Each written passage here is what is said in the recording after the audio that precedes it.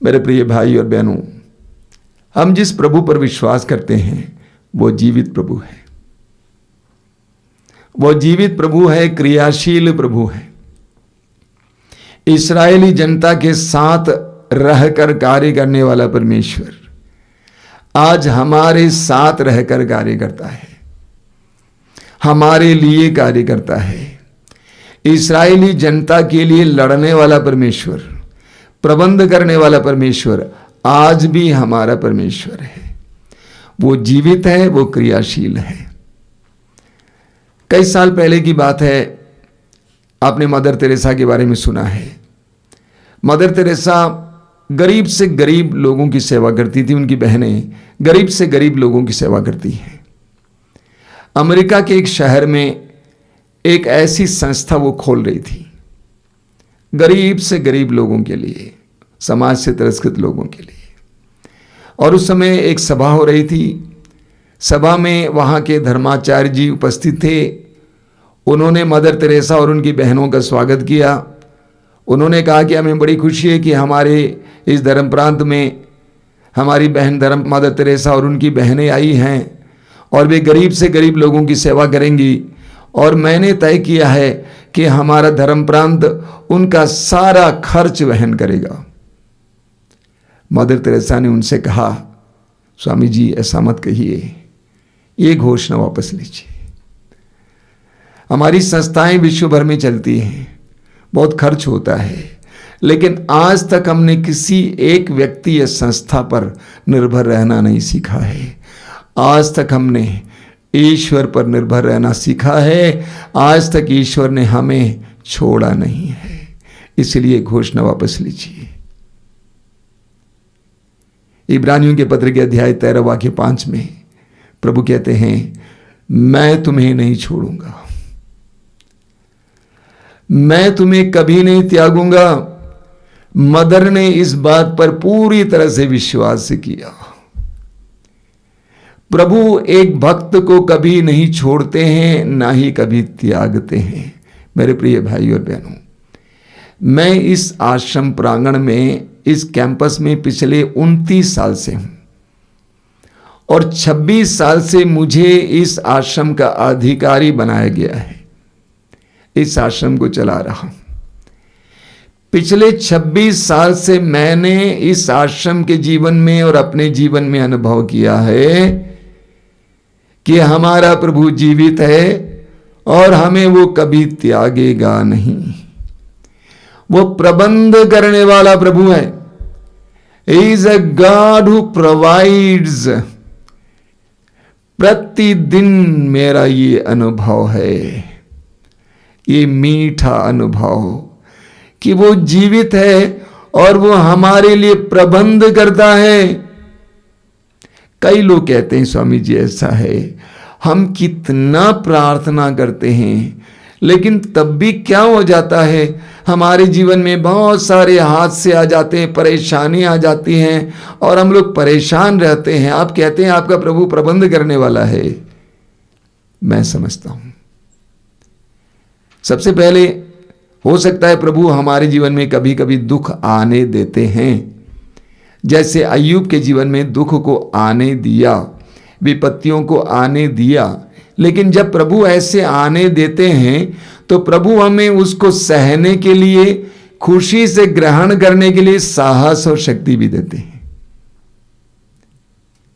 अधिकतर लोगों की प्रार्थनाएं सुनी नहीं जाती हैं और वे अपने जीवन में प्रभु के उस प्रबंधन का अनुभव नहीं कर पाते हैं, क्योंकि ध्यान से सुनिएगा, वे लोग बहुत प्रार्थना करते रहते हैं लेकिन कभी सुनते नहीं हैं। प्रार्थना प्रार्थना प्रार्थना प्रार्थना, लेकिन सुनते नहीं हैं। आपको सुनना होगा। हाँ, तब कुछ लोग बोलते हैं हम सुनते हैं। कभी कभी आप अपने आप को ही सुनते हैं। एक लड़की ने आकर कहा मुझसे कि प्रार्थना में मुझे प्रेरणा मिली कि फलाने व्यक्ति से मेरी शादी होनी चाहिए। अच्छा, तो मैंने पूछा तुम उसको बहुत चाहती हो ना? हाँ, बहुत चाहती हूँ। तो मैंने कहा प्रभु नहीं बोला है, तेरा दिल बोला है। अक्सर हम सोचते हैं कि प्रभु बोले हैं, ये हमारा दिल बोलता होगा या हमारा मन बोलता होगा, क्योंकि पहले से हमने निर्णय लिया था ऐसे करेंगे। और आप सुनते हैं प्रभु को, आप अपने मन को सुनते हैं। आपको तटस्थ होकर सुनना होगा, प्रभु से बोलना होगा, बोल प्रभु तेरा दास सुन रहा है, तू जो बोले मैं करने को तैयार हूं। जब आप तटस्थ हो जाएंगे तो प्रभु की आवाज आपको सुनाई देगी, तो आपके जीवन में कतई इस तरह का अनुभव नहीं होगा। इतना ही नहीं, पालन करना होगा। आपको प्रभु को सुनना होगा, पालन करना होगा। कई लोग अपने जीवन में विपत्ति पर विपत्ति, दुख पर दुख लाते हैं, क्योंकि वे प्रभु की आज्ञा का पालन करने को तैयार नहीं है। उन्होंने मन में जो तय किया वही करते हैं। तो कुछ लोग प्रभु के उस प्रबंधन का अनुभव इसीलिए नहीं कर पाते हैं क्योंकि वे अपने मन का काम करते हैं, वरना हमारा प्रभु हमारे लिए प्रबंध करने वाले प्रभु हैं। आपने उत्पत्ति ग्रंथ के अध्याय 22 में सुना है, इब्राहिम से ईश्वर ने कहा, अपने एकमात्र पुत्र इसहाक जिसको तुम बहुत प्यार करते हो, मोरिया प्रदेश ले आओ और जो पहाड़ मैं तुमको दिखाऊंगा वहां पर मेरे लिए बलि चढ़ाओ। और इब्राहिम ईश्वर इस आज्ञा के अनुसार कार्य करता है। मोरिया प्रदेश चला जाता अपने पुत्र के साथ और अपने पुत्र को वेदी पर लिटा देता है जल्दी जल्दी बांधकर, और अपनी जेब से छुरा निकालने वाला है ताकि उसका गर्दन काट दें, उसको उसकी बलि चढ़ाएं। तब तक प्रभु की आवाज सुनाई दी, तुमने ये किया है इसलिए मैं तुम पर आशीर्वाद दूंगा, बच्चे पर हाथ नहीं लगाना। रास्ते में बच्चे ने पूछा था कि पापा बाबा हम बलि चढ़ाने जा रहे हैं लेकिन मेमना कहाँ है? इब्राहिम बोलते थे, प्रबंध करेगा प्रभु, प्रबंध करेगा। वास्तव में जब इब्राहिम ने अपना छोरा रखा, अपने पुत्र को स्वतंत्र किया, इब्राहिम ने देखा एक मेढ़ा फंसा हुआ है और उसको लिया, उसको वध किया, उसकी बलि चढ़ाई। और इब्राहिम ने उस जगह का नाम रखा प्रभु का प्रबंध। और वहां से हम पढ़ते हैं कि प्रभु पर्वत पर प्रबंध करते हैं। प्रभु ने इब्राहिम के लिए पर्वत पर प्रबंध किया। उस पर्वत पर एक मेढ़े का प्रबंध किया। बहुत जबरदस्त प्रतीक है। जहां किसी चीज की उम्मीद नहीं है, उस पहाड़ पर प्रभु ने उसके लिए बलि चढ़ाने के लिए एक मेढ़े का प्रबंध किया। हमारा प्रभु प्रबंध करने वाला प्रभु है। हम सुसमाचारों में पढ़ते हैं, चारों सुसमाचारों में प्रभु यीशु के रोटी के चमत्कार के बारे में पढ़ते हैं। प्रभु ने देखा कि बहुत सारी जनता उसके पीछे लगी हुई थी, एक बहुत बड़ा जनसमूह उसके पीछे लगा हुआ था। प्रभु को उन पर तरस आया और चारों सुसमाचारों में हम पढ़ते हैं कि लोगों ने रोटी नहीं मांगी, लेकिन प्रभु ने देखा कि ये लोग मेरे वचनों को सुनने के लिए शुद्ध बुद्ध खोकर मेरे पीछे हो लिए हैं, ये प्रभु के राज्य के लिए लगे हुए हैं, ये अपने घर बार को भूल कर मेरे साथ हो लिए हैं। हजारों लोगों के लिए प्रभु ने रोटी का प्रबंध किया, बिना मांगे ही रोटी का प्रबंध किया। इतना ही नहीं, रोटी खिलाने के बाद 12 टोकरे रोटियां बच गईं। जब प्रभु देते हैं तो पूरी तरह से आवश्यकता से भी ज्यादा दे देते हैं। प्रभु ने प्रबंध किया। हम पढ़ेंगे मत्ती के सुसमाचार के अध्याय 6 वाक्य 8 में प्रभु कहते हैं, तुम्हारे स्वर्गीय पिता को मालूम है तुम्हें किन किन चीजों की जरूरत होती है। तुम्हारे स्वर्गीय पिता को मालूम है तुम्हें किन किन चीजों की जरूरत है। वो प्रबंध करने वाला प्रभु है। आप पढ़ेंगे, स्तोत्र में पढ़ते हैं, स्तोत्र 145 में बहुत सुंदर वचन है, स्तोत्र 145 उसके वाक्य 15 और 16 में हम पढ़ते हैं, सब तेरी ओर देखते और तुझसे ये आशा करते हैं कि तू समय पर उन्हें भोजन प्रदान करेगा। तू खुले हाथों देता और हर प्राणी को तृप्त करता है। हम लोग इस वचन को दोहराएंगे, हालेलुया हालेलुया। सब तेरी ओर देखते और तुझसे ये आशा करते हैं, सब तेरी ओर देखते और तुझसे ये आशा करते हैं कि तू समय पर उन्हें भोजन प्रदान करेगा। तू खुले हाथों देता और हर प्राणी को तृप्त करता है। Hallelujah, hallelujah, hallelujah. कई साल पहले की बात है, आप जानते हैं कि जी जागरण में हमारा कार्यक्रम होता था हर शनिवार और रविवार को, नूतन धारा के नाम पर वो कार्यक्रम चल रहा था। शायद एक बार मैंने ये कहा कि हमारा ईश्वर प्रबंध करने वाला ईश्वर है। एक भाई ने फोन करके कहा दिल्ली से, वो काफी रो रहे थे। उन्होंने कहा कि मैं आपको एक बात बताना चाहता हूं, मेरे पेट में कई दिनों से समस्या थी। मैंने डॉक्टर को दिखाया, डॉक्टर ने कहा कि यथाशीघ्र ऑपरेशन की जरूरत है। और डॉक्टरों ने एक दिन तय किया, लेकिन मेरे पास पैसा नहीं था। डॉक्टरों ने कहा कि कम से कम 1,25,000 रुपये लगेगा, क्योंकि जटिल ऑपरेशन है, कॉम्प्लिकेटेड है। मैं अपने मित्रों के पास गया जहां से उम्मीद थी, लेकिन कुछ नहीं मिला। हर किसी ने कहा कि ऐसा है यार, मेरे पास अभी नहीं है, बैग में अभी है नहीं, मैं क्या करूंगा। बहुत उदास होकर घर पे आया था। उस रविवार को मैंने ये संदेश दिया था वचन के द्वारा जी जागरण में कि हमारा प्रभु प्रबंध करने वाला प्रभु है। ये बात उस भाई के हृदय में घर कर गया। वो मसीह नहीं थे, विश्वासी थे। ये बात उसके हृदय में इस तरह घुस गया कि वो सोचने लगा कि मेरा प्रभु प्रबंध करने वाला प्रभु है। इस बात को उठाते हुए लगातार प्रार्थना करते रहे, लगातार प्रार्थना करते रहे कि प्रभु तू प्रबंध करने वाला प्रभु, प्रभु तू प्रबंध करेगा। अगले दिन सुबह 8 बजे तक उसके दरवाजे पर खटखटाने की आवाज सुनाई दी और उसका मित्र उसके सामने खड़ा था। कहा कि तुमको इतने पैसे की जरूरत थी ना, ये लो जल्दी ऑपरेशन कराओ। 1,25,000 रुपये उसको दिया गया था। उसका ऑपरेशन हो गया, प्रभु ने उसको आशीष दी। ये बोलते बोलते वो भाई रो रहे थे कि हमारा प्रभु प्रबंध करने वाला प्रभु है। हमारे मन और हृदय में ये गूंजना चाहिए कि हमारा प्रभु प्रबंध करने वाला प्रभु है। निर्गमन ग्रंथ के अध्याय 15-16 में आप पढ़ेंगे, इस्राएली जनता मिस्र देश की गुलामी से बचकर अपने देश की ओर, कनान देश की ओर जा रही थी और मार्ग में उनको मरु प्रदेश से गुजरना था। काफी दिन बीत गए, उनके पास जो अनाज था, जो खाने की सामग्रियां थी, सब खत्म हो गई। उनके पास खाने के लिए कुछ नहीं था। वे मूसा के पास आकर कहने लगे कि हमें खाने के लिए दीजिए। ऐसे में मूसा ने प्रभु से प्रार्थना की।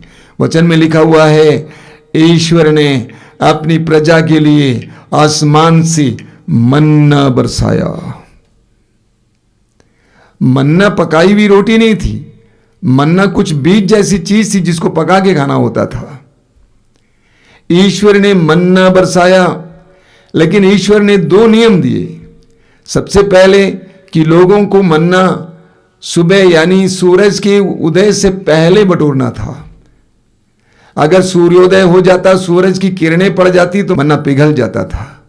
इसलिए सूर्योदय से पहले उनको बटोरना था। दूसरा नियम यह था कि उनको प्रतिदिन के लिए बटोरना था, एक ही दिन के लिए बटोरना था, आगे के लिए बटोर कर रखना नहीं था। अगर वे बटोर कर रखते तो वो सड़ जाता। प्रभु इसके द्वारा क्या बताना चाहते हैं? प्रभु ने ऐसा नियम क्यों दिया? क्योंकि अपनी जनता को प्रभु ये बताना चाहते थे कि मैं तुम्हारे लिए प्रतिदिन मन्ना का प्रबंध करूंगा। I am a God who provides. मैं प्रबंध करने वाला प्रभु हूं और मुझ पर तुमको विश्वास करना होगा। प्रभु यीशु ने हमें बहुत सुंदर प्रार्थना सिखाई, हे हमारे पिता की प्रार्थना।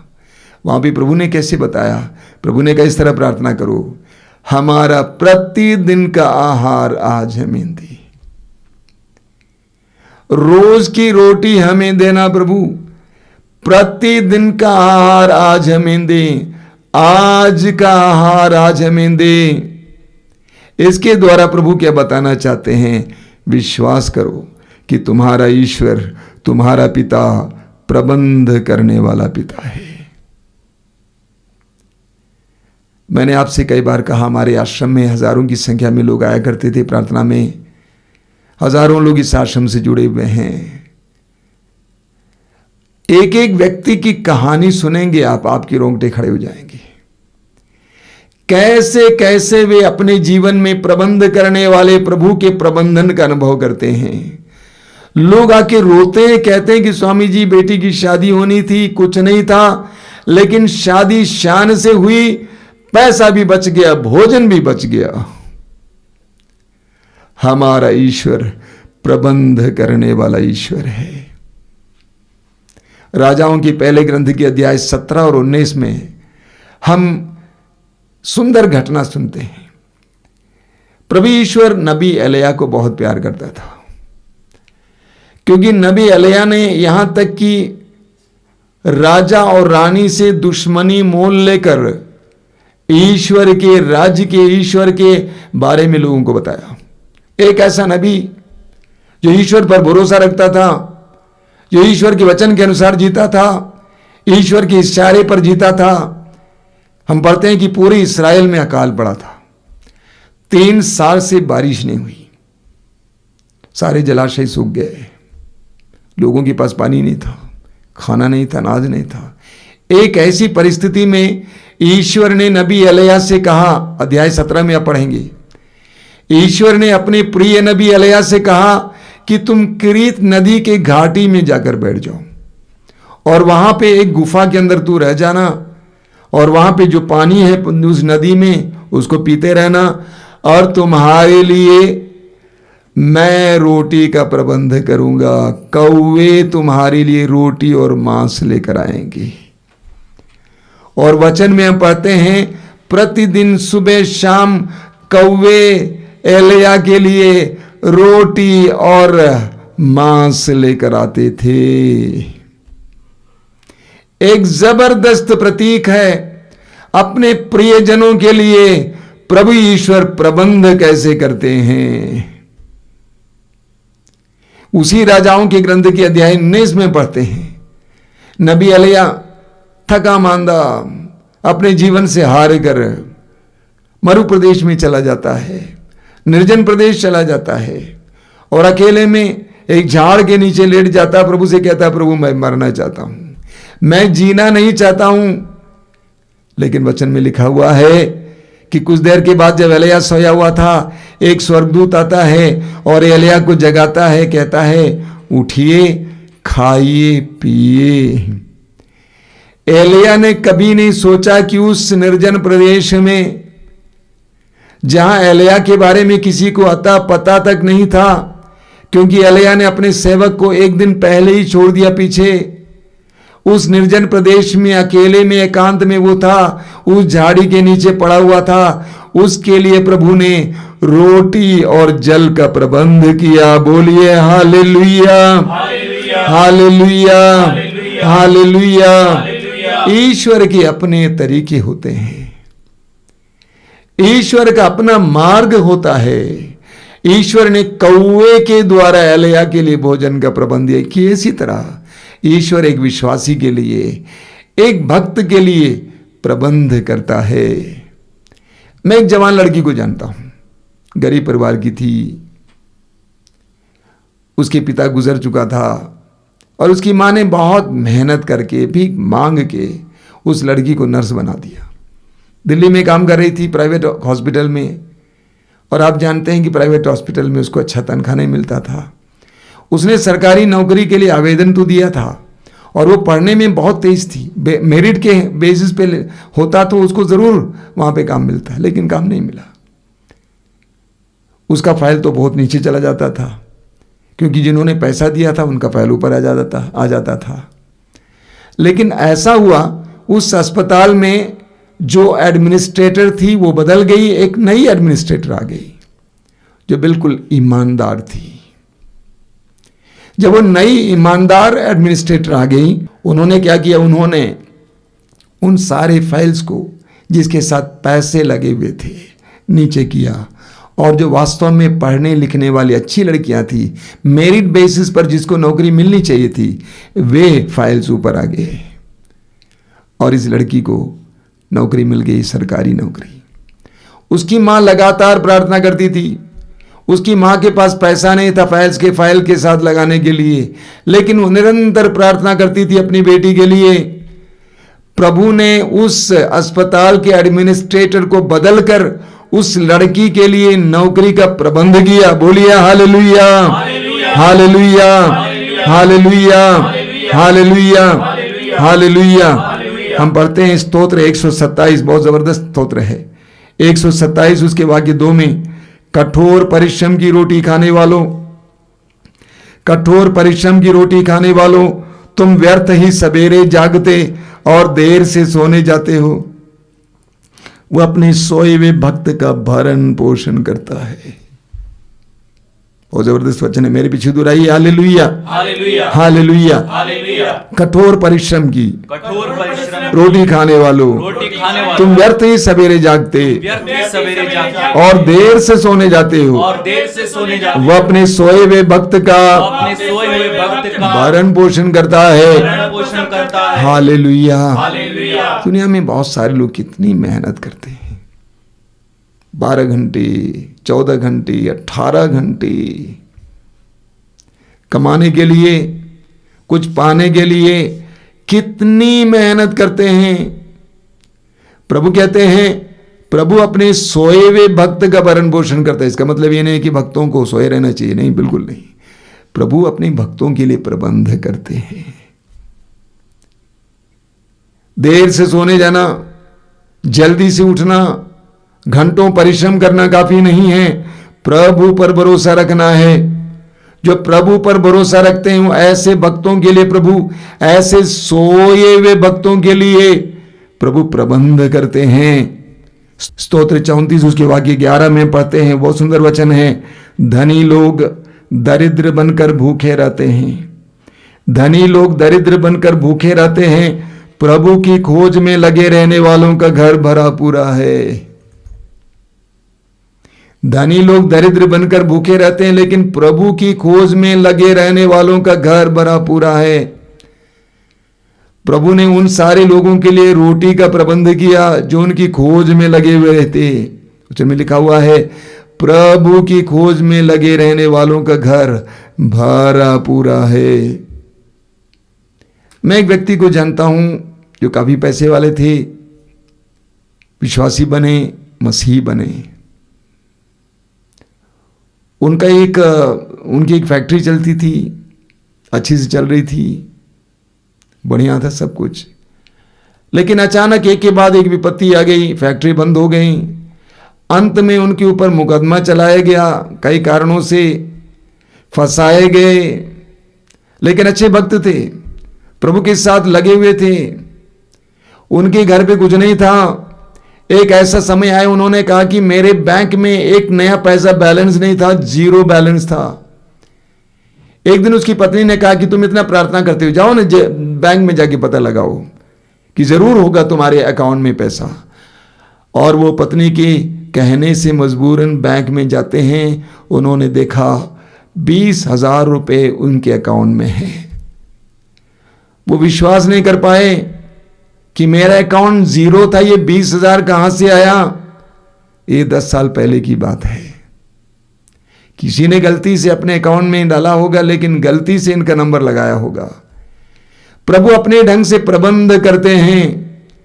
प्रभु अपने सोए हुए भक्तों का भरण पोषण करता है। स्तोत्र 37 में लिखा हुआ है, बहुत सुंदर वचन है। स्तोत्र 37 उसके वाक्य 25 में, मैं जवान था और अब बूढ़ा हो चला हूं, किंतु मैंने न तो धर्मी को निस्सहाय पाया और न उसकी संतान को भीख मांगते देखा। स्तोत्रकार कहता है, मैं जवान था और अब मैं बूढ़ा हो चला हूं। इतनी उम्र में मैंने ना तो धर्मी को निस्सहाय पाया और न उसकी संतान को भीख मांगते देखा। प्रभु प्रबंध करते हैं। प्रभु के भक्त के लिए प्रभु प्रबंध करते हैं। धर्मी के लिए प्रभु प्रबंध करते हैं, उसको निस्सहाय होने नहीं देते। 2 साल पहले अखबार में मुझे पढ़ने को मिला कि चेन्नई में एक करीब 1-1.5 साल का बच्चा 7वीं मंजिल से नीचे गिरा। 1-1.5 साल का बच्चा जो चल भी नहीं पाता था, 7 मंजिल के ऊपर से नीचे गिरा। जब वो नीचे गिरा, एक स्कूटर पर गिरा और फिर नीचे। बगल में एक ऑटो का ड्राइवर खड़ा था, उसने देखा कि कोई चीज गिर गई है, क्या चीज है देखने के लिए गया तो जिंदा बच्चा था। उस बच्चे को लेकर वो चला जाता है ढूंढने के लिए किसका है। 7 मंजिल से वो बच्चा गिरा, लेकिन उसके शरीर पर एक खरोंच तक नहीं आया। कई साल पहले अखबार में पढ़ने को मिला था कि एक गरीब नारी पैसेंजर गाड़ी में बैठी हुई थी, ट्रेन में बैठी थी और वो गर्भवती थी। जब वो शौचालय गई तो उसका प्रसव हो गया और चलती गाड़ी में प्रसव हो गया और बच्चा शौचालय के उस द्वार से नीचे गया, रेल की पटरी पर गिर गया। दौड़ के आई, मेरा बच्चा, बोल नहीं पा रही थी। लोगों ने पूछे क्या है, तब तक उनको पता चला ये तो गर्भवती थी, अब तो शायद बच्चा दिया होगा। तुरंत चेन पुलिंग किया, गाड़ी रुक गई। करीब 1 किलोमीटर दूर बच्चा पड़ा हुआ था। उस बच्चे को शरीर पर एक खरोंच तक नहीं लगा। प्रभु अपनी जनता की रक्षा करता है। प्रभु प्रबंध करने वाला प्रभु है। इसीलिए मत्ती के समाचार के अध्याय 6 वाक्य 25 और 26 में प्रभु कहते हैं, मैं तुम लोगों से कहता हूं चिंता मत करो। मैं तुम लोगों से कहता हूं चिंता मत करो, न अपने जीवन निर्वाह की कि हम क्या खाएं, और न अपने शरीर की क्या क्या पहने। क्या जीवन भोजन से बढ़कर नहीं, क्या शरीर कपड़े से बढ़कर नहीं। आकाश के पक्षियों को देखो, वे ना तो बोते हैं, ना लुनते हैं और ना बखारों में जमा करते हैं, फिर भी तुम्हारा स्वर्गीय पिता उन्हें खिलाता है। क्या तुम उनसे बढ़कर नहीं हो। प्रभु ने कहते हैं कि परिश्रम मत करो, लेकिन चिंता मत करो। अपने भविष्य के बारे में, अपने भोजन के बारे में चिंता नहीं करो। प्रभु पर भरोसा रखो और अपने परिश्रम को जारी रखो। चिंता मत करो। आकाश के पक्षियों को देखो, वे ना तो बोते हैं, न काटते हैं, न बखारों में जमा करते हैं, न अपने भविष्य के लिए रखते हैं। तुम्हारा स्वर्गीय पिता उन्हें देखभाल करता है। अय्यूब के ग्रंथ के अध्याय 38 उसके वाक्य 41 में प्रभु अय्यूब से सवाल करते हैं, तुम बताओ कौवों को कौन चारा देता है।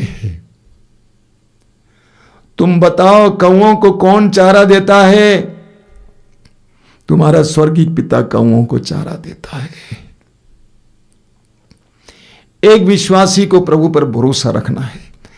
यह भरोसा रखना है कि मेरा प्रभु प्रबंध करने वाला प्रभु है, वो प्रबंध करेगा। इस विश्वास के साथ परिश्रम को जारी रखना है। मत्ती के समाचार के अध्याय 6 वाक्य 33 बार बार आपने सुना है। प्रभु कहते हैं, तुम सबसे पहले ईश्वर का राज्य और उसकी धार्मिकता की खोज में लगे रहो, बाकी चीजें तुम्हें यूं ही मिल जाएंगी। तुम सबसे पहले ईश्वर के राज्य और उसकी धार्मिकता की खोज में लगे रहो, बाकी चीजें तुम्हें यूं ही मिल जाएंगी। चिंता मत करो। चिंता करने से तुम में से कौन अपनी आयु को पल भर भी बढ़ा सकता है। चिंता मत करो। मेरे प्रिय विश्वासी भाइयों और बहनों, प्रभु पर भरोसा रखना सीखिए। यह भरोसा रखिए कि आपका प्रभु प्रबंध करने वाला प्रभु है। आप परिश्रम करेंगे, आप मेहनत करेंगे, प्रबंध करने वाला प्रभु आपके लिए प्रबंध करेंगे। आपको चिंतित होने की कोई आवश्यकता नहीं है। मैं आपके लिए साक्षी हूं। 26 साल से आज तक मैंने इस आश्रम की अर्थव्यवस्था के बारे में एक पल भी चिंता नहीं की है, लेकिन मेरे पिता ने, मेरे अब्बा ने, मेरे प्रभु ने हमेशा प्रबंध किया है। ज्यादा ही दिया है, ज्यादा ही देता है। आपका प्रभु जिंदा है, वो प्रबंध करने वाला प्रभु है। आंखें बंद कीजिए, प्रभु से प्रार्थना कीजिए कि प्रभु तुझ पर भरोसा रखना सिखा, ये विश्वास करना सिखा कि तू प्रबंध करने वाला है। विशेष करके आज के परिवेश में जब सब कुछ टूटा फूटा है, चारों ओर उम्मीदें सूख गई हैं, ऐसे परिवेश में विश्वास करने की कृपा देना यीशु कि तू प्रबंध करता है। तेरी जनता को तूने देखा, उनके लिए रोटी का प्रबंध किया, प्रचुर मात्रा में प्रबंध किया। एलिया को कौवे के द्वारा भोजन की व्यवस्था करने वाले ईश्वर, इस्राएली जनता को मरु प्रदेश में मन्ना प्रदान करने वाले ईश्वर, तुझ पर भरोसा रखने के लिए मुझे कृपा दीजिए कि तू प्रबंध करने वाला प्रभु है, तू प्रबंध करेगा, ऐसा विश्वास करने की कृपा दीजिए।